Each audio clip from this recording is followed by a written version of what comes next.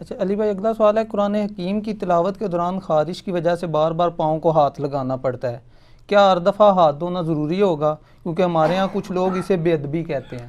جو بے ادبی کہتے ہیں نا، ان سے پوچھیں کہ ان دسو کیا کریے، واش بیسن کول بہ کے قرآن پڑھیے، دسو حال۔ یہ بالکل جذباتی ڈاکٹرائن ہے۔ قرآن و حدیث میں کہیں نہیں آیا کہ آپ کے پاؤں کو ہاتھ لگ گیا تو اب آپ قرآن کو نہیں لگا سکتے۔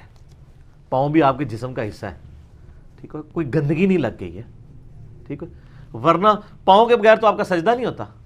بخاری مسلم میں حدیث ہے، میرے رب نے مجھے حکم دیا کہ میں 7 اعضاء پر سجدہ کروں، 2 پاؤں کے پنجے، 2 گھٹنے، 2 ہاتھ، 6، اور ایک ماتھا، اور اشارہ ناک کی طرف کیا، یہ پوری ہڈی۔ پاؤں کے بغیر آپ کا سجدہ نہیں ہوتا۔ پاؤں باہر کٹ کے سٹ کے آنے نے جناب، جوتیاں نال پیر بھی لا کے آنے نے باہر، آپ کے جسم کا حصہ ہے، اس میں کوئی توہین والا مسئلہ نہیں۔ اور اس میں ابو داؤد کی وہ حدیث ہے جو نبی علیہ السلام وہ ایک زنا کے مقدمے کو ایڈریس کرنے کے لیے یہودیوں نے بلایا، تو آپ نے فرمایا تورات لے کے آؤ۔ انہوں نے آپ کو ایک گدی پیش کی، آج بھی عرب کے کلچر میں زمین پہ بیٹھنے سے پہلے ایک گدی دیتے ہیں، نبی علیہ السلام اس گدی پہ بیٹھ کے علماء یہود نے پیش کی۔ اس کے بعد جب تورات لائی گئی، آپ تورات کے ایک عالم کو اپنے ساتھ لے گئے تھے، اپنے ایک صحابی کو جس کو ہیبرو لینگویج آتی تھی، عبرانی۔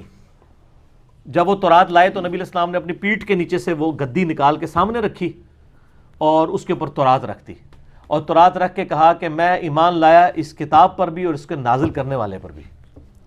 حالانکہ وہ تحریف شدہ تھی، تب بھی حضور نے ان کو ریگارڈ کیا، اس گدی کے اوپر رکھا، اور گدی سر پیٹھ کے نیچے سے نکالی، کوئی بے ادبی نہیں ہوئی ہے۔ یہاں لوگ کہتے ہیں تکیے پہ نہ بیٹھو، تکیے تے رکھ کے قرآن پڑھی دے۔ وہ ایک کہانی کرانی بند کرو۔ کسی نے کہانی کرائی ہے اور جی سبز گھاس پہ پاؤں نہیں رکھنا، گنبد خضرا سبز ہے، اسی پھر ایسی کہانی دیتی ہے کہ وہ گھروں نہیں باہر نکل سکتے۔ کہانی کرائی ہے نا، میں نے کہا غلاف کعبہ کیا ہے؟ کالا، جرابیں کالی، سڑک کالی، سڑک بھی چٹی کرا لو، گڈیاں دے ٹائر کالے، کدھر جاؤ گے؟ یہ سبز گھاس شیطان نے نہیں اگائی ہے، اللہ نے اگائی ہے۔ اس طرح کوئی دین میں ایسی مسئلہ نہیں ہے۔ اور ان کو کہ آپ کو ہم حل بتاتے ہیں، آپ ایک اینڈرائڈ فون لے لیں، اس کو تو علماء نے فتویٰ دے دیا کہ وہ قرآن کے حکم میں نہیں ہے، وہ کوئی اسکرین کے اندر ہے، اس کو آپ بغیر وضو کے ہاتھ بھی لگا سکتے ہیں۔ یوں تو سر خارش کرو، پاویں جو مرضی کرو، تسی پڑھو ہوتے۔